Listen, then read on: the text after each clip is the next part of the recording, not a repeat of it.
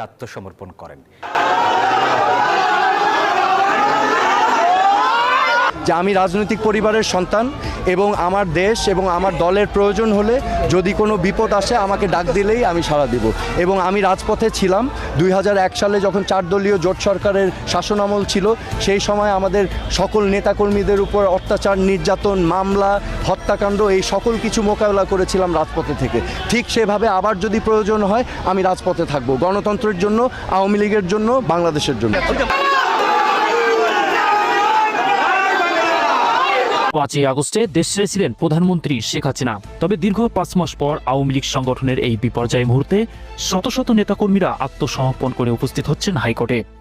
তবে এই আত্মসমর্পণ শেখ হাসিনার বিপক্ষে নয়, বরং জয় বাংলা স্লোগানে মুখরিত করছে হাইকোর্ট সংলগ্ন এলাকা।